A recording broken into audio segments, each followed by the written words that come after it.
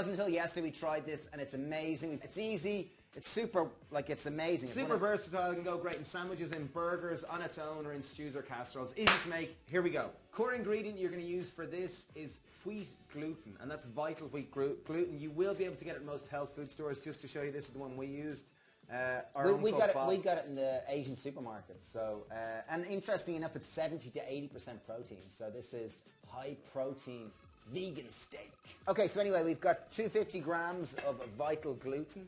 Vital wheat gluten. And it goes into a mixing bowl. Okay, so this is going to add the elasticity, the protein, and essentially this is the carrier of flavour. Time to season it. Garlic powder. We're going to go with 1 teaspoon. Pinch of sea salt. Yes, go with a generous pinch, my friend. I'm more than your friend, I'm actually your twin. Okay, great. Smoked paprika, just to add a sense of meatiness and to add a little bit of sense of oxtail. I've gone with about half to a quarter teaspoon. In it goes. I'm going in with a tablespoon of tamari. Just use soy sauce if you don't have tamari. 1 tablespoon. In it goes. We said the word vegan steak, so we want this meat to be slightly red looking. We're going to put in 2 tablespoons of tomato puree. Bingo. Okay. Next step, which might seem a little weird, is we're taking half a tin of chickpeas. So that's a 400-gram tin of chickpeas that we've drained and rinsed. We are taking half it. So then we're going to take them and we're going to mash them with... Or I am going to take them and mash them with a potato masher, just to mash them up and give it a bit of texture. Because otherwise this would end up just a bit too bland or a bit too you'll see what I mean when you make it. It ends up quite tight and quite kind of rubbery. And the beauty about the chickpeas is they'll add a little bit of lightness to it, and they'll also add a little bit more air. Good bashing, darling. I think I can't really bash it anymore. So I kind of pretty much leveled.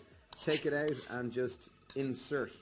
I believe is the proper word, isn't it? No, just pour it in the bowl. Okay, pour it into the bowl. Next step, take your 10 mixing spoons. This is best done with your hand. Make sure they are clean. And in they go and just mix it. And what we're trying to do here is to spread the garlic powder throughout it, to mix the tomato puree, and just to spread that flavour before we add in. Because you'll see as soon as the water goes in, the gluten will bind very quickly and it's harder to spread flavour. Okay, great. Now time to add in a bit of moisture to this party. Okay, make a little well. Okay, so we've got 500 ml of veg stock. We're not going to use it all. We're going to have to measure a little by eye because obviously gluten each time is slightly different. So we're going to start with maybe half. We're going to start with adding in about half it. Okay, we're going to mix that's about half it we started with. We're going to mix it in together and you'll see it'll just come together like a big dough ball. And if it's not coming together enough, we're going to add in more. And now what we're going to have to do is we're going to knead it for about 3 to 4 minutes. By us kneading, 1, we're going to help bring it together, and 2, we're going to help release more gluten and make it even more elastic and more dough-like.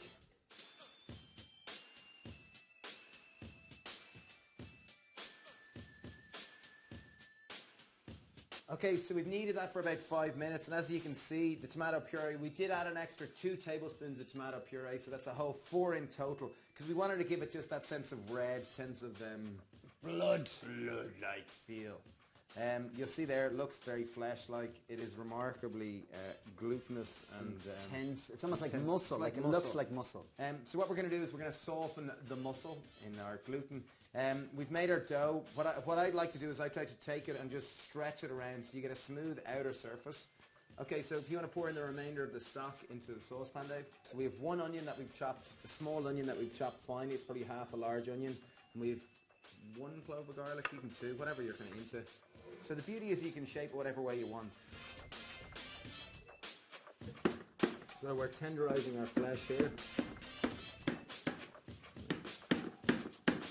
Okay, so we took our big lump of carcass of flesh and we've divided it into 5 different steak burgers. In essence, we tenderized it with the potato masher. Our meat tenderizer. And now we have 5 steaks. So what we have done is we've taken our 250 ml of stock. We've put in 1 onion that we chopped finely. It was a small onion. We put in 2 cloves of garlic. We filled it up with about another 500 ml of water. Just so that it's slightly above the edge of the steaks. So we're going to put in our steaks now into the water.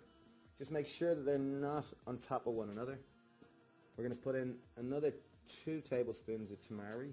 The thing with this is this is one of the secrets to seitan, as this is often referred to, is that we're going to simmer it, not boil. When you do boil it, the bubbles come up at too, high a speed, and they tend to break it up and make it look kind of almost like brain-like texture. What's really important here is that it's a gentle simmer, that it's slowly boiling. So should we bring it to the boil first and then turn it to simmer? We're going to bring it to a simmer, and we're going to leave it simmer for 30 minutes.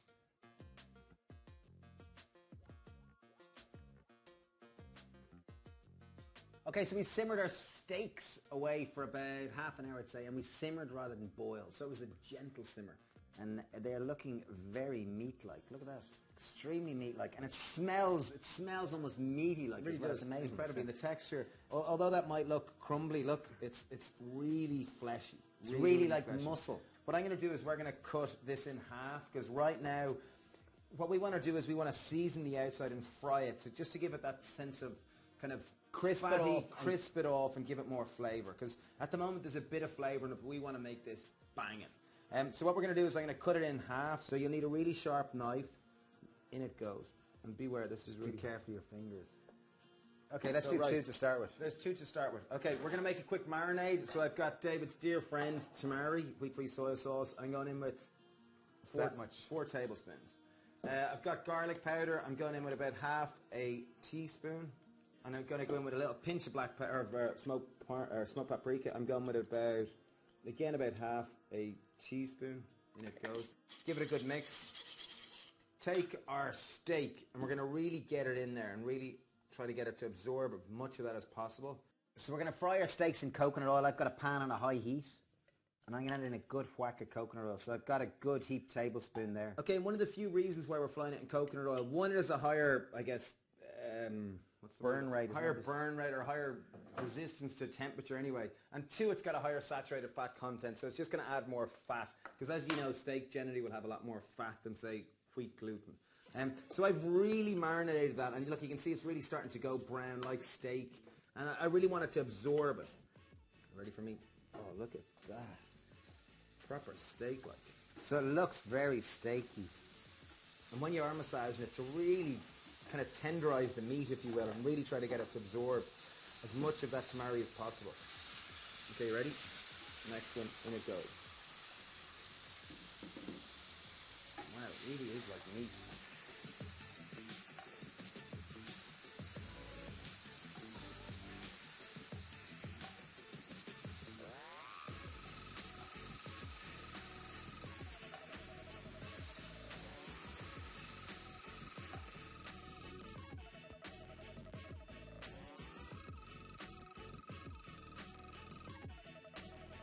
Okay, so she's cooked. She looks epic. Genuinely It's a she, is it? I don't know. Okay. It looks amazing. We've invited Peter, our friend Peter.